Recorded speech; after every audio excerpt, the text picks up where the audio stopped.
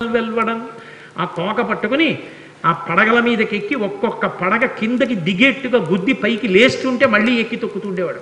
యమునా వీజ మృదంగ మధ్యములు మ్రోయం తీర గోపౌఘర్ష మనోజ్ఞ ధ్వనితంబు గేయముగ జంచత్కాళి తవ్యాళి రంగ తరంగ తలంబునన్ పశుగతిన్ గంజాక్షు నిర్మర్దనాక్ష ముహృద్యోద్భుత భీమమై పరగ దివ్యశ్రేణి చూచెందివిన్.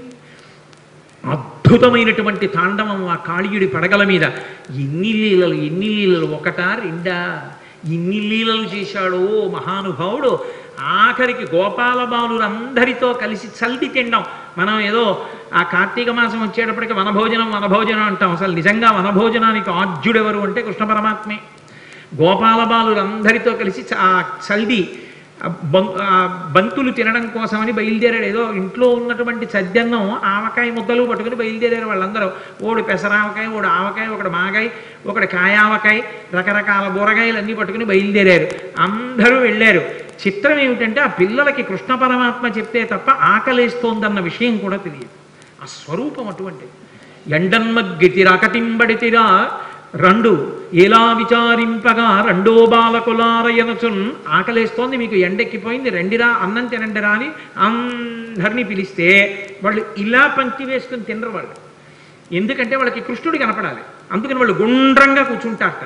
పోతన గారు అన్నారు, జలజాంత స్థిత కర్ణికం తిరిగిరా కూర్చుండి వీక్షించుచున్ శిలలున్ పల్లవముల్ లతల్ తీగలు పత్రంబులు పుష్పంబులు కంచంబులుగా భుజించిరతటన్ గోపర్భకుల్ భూవర.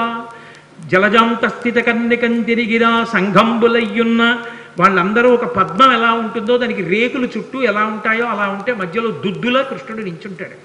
వాళ్ళకి ఎంత భక్తి అంటే తెలిసో తెలియకో ఆ మధ్యలో నిలబడిన కృష్ణుడు ఏదో పరమాత్మ స్వరూపంగా నిలబడ్డం కాదు. ఆవుల్ని దూడల్ని కాసే కృష్ణుడు ఎలా ఉంటాడో అలాగే మట్టి కాళ్ళతో మట్టి చేతులతో పొద్దున్న స్నానం చేయరు, సాయంకాలం స్నానం చేస్తారు గోపాల బాలురు. అందరితో కలిసి వచ్చి వాళ్ళ మధ్యలో నిలబడి కూర్చుని తినడం కూడా కాదు, అలా నిలబడి కడుపున దిండుగా కట్టిన వలువలో లాలిత వంశనాళంబుజనిపి విమల శృంగంబును వేత్రదండంబును జారిరా నీకడా చంక నిరిగి మీగడ పెరుగుతో మేళవించిన చల్ది ముద్దయా వల్లి చేతన నయనునిచి చలరేగి కొసరి తెచ్చిన బూరగాయలు వేళ్ల సందులను తాన నయనునిచి సంగడీల నడుమ చక్కగా కూర్చుండి నర్మభాషణముల నగవు నెరపి యాగభోక్త కృష్ణుడు అమరులు వెరగొంద శైశబంబు మెరసి చల్ది కుడిచే.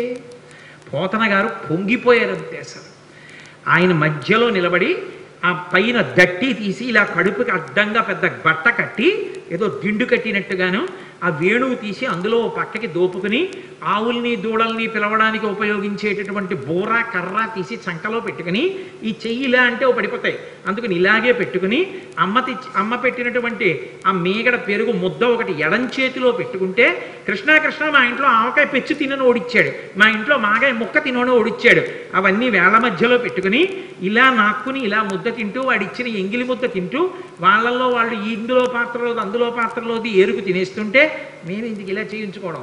అందుకని అలా తినేస్తుంటే వాళ్ళ సంతోషంగా మధ్యలో నిలబడి తింటున్న ఎవరా కృష్ణుడు? యాగభోక్త కృష్ణుడు అమరులు వెరగొంద శైశవంబు మెరసి చల్ది కుడిచే. యాగభోక్త అయిన కృష్ణ పరమాత్మ స్వాహాకారంతో ఇస్తే తినవలసిన వాడు గోపాల బాలుర మధ్యలో ఇంగిళ్ళు తింటుంటే రంభాదులు నాట్యం చేశారు పైన. ఏమీ ఆశ్చర్యం రా, ఇంతకి కిందకు వచ్చేశాడో పరమాత్మ. ఏ పాములెరుగక ఏ పారుమేటికి పశుల కాపరి ఇంట పాము కలిగే ఏ కర్మయును లేక వెలయునొక్కటికి జతకర్మంబులు సంభవించే ఏ తల్లి చనుబాలు ఎన్నడెరుగని ప్రోఢ తల్లి యశోద చన్నుల పాలు త్రావనెరిగే ఏ హాని వృద్ధుల నెరుగని బ్రహ్మంబు పొదివిటిలో వృద్ధి పొందనుందే ఏ తపములనైన ఎలమి పండని పంట వల్లవీజనముల వాడపండే ఏ చదువులనైన ఇట్టిట్టెదనరాని అర్థం అవయవముల యందు అందముందే. ఏమి అద్భుతం! వికారములు లేని పరమాత్మ యజ్ఞభోక్త వీళ్ళ మధ్యలో నిలబడి చద్దన్నం తింటున్నాడా అని తెల్లబోయారు. అది కృష్ణావతారం అంటే అంత కిందకు వచ్చి